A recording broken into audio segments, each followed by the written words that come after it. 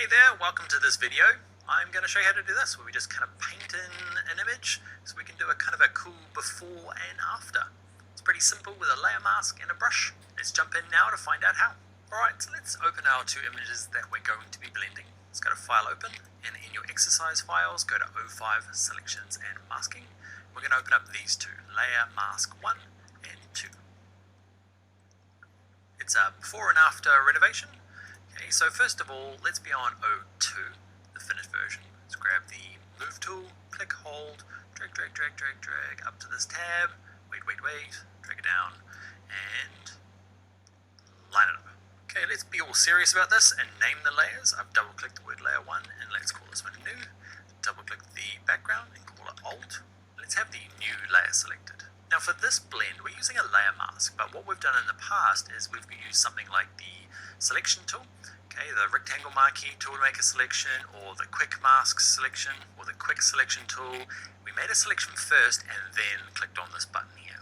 Okay, and that's not always necessary, especially in this case. Let's go to File, Deselect. So you don't have to have anything selected. I'm back on my Move tool. Okay, and all I'm going to do is make sure the new layer is selected and just click on this without a selection. And nothing happens, except we've got this new layer mask here. And because it's all white, it does nothing. We need some black bits in it to start masking. Let's have a look at one of the previous examples we've got. This is the project from the last video. Okay, you can see the black bits hide the background. Okay, the white bits show it through. Let's not worry too much about that, but let's get back into here. So we need to do two things. We need to make sure we're on the mask. You can be on the actual image or the mask. I want to work on the mask. I'm going to grab my brush tool. It's this guy here. Okay, click on it. He is that many down. Okay, with it selected, I pick a brush size. We're going to use something quite big in this case. Okay, so I've got mine up to about 400-ish. And in this drop down here, I've got the hardness down to 0. Now the two main important things for this is we've got our mask selected, and down here we've got black as our foreground color. You see, at the moment mine is white. So to switch these two around, you can click on this double arrow. If yours are kind of like shades of grey and it's not completely black, click on this little option. That just kind of like resets it to full white, full black, and then click the little arrow. This means my foreground color is black. Okay, because we've got white. If we paint it with black, we know things that are black on the mask get hidden. So what I'm going to do is I'm going to start down the bottom here, click, hold, and start painting. Cool, huh? Okay, so it's this kind of before and after remodel. You saw the intro. How much do I want to go? I always kind of like, oh, like, yeah, that looks kind of good. And then I go too far, and then it's looking a bit weird. Okay, the big thing to note is, can you see down here, the black that I've painted on this mask is hiding this current layer. The white bits are still showing through. So if I want to show things through again, I just switch white as my foreground. And watch this, and watch where I'm painting. Can you see if I paint on that, it starts bringing things back through. It's just a really easy way to kind of decide on what you want through and what you don't. I kind of like that.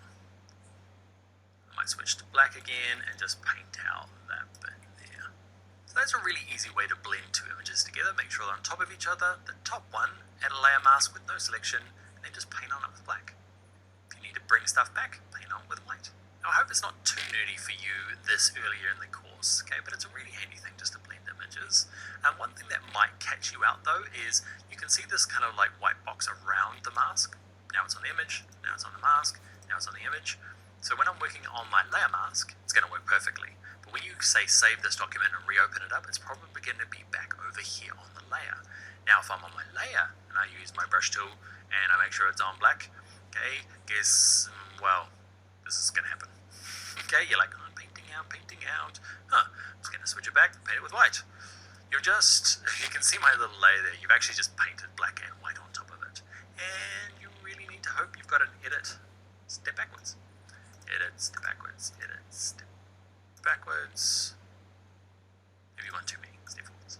Alright, that is how to blend images, one across the other. Let's get into the next video.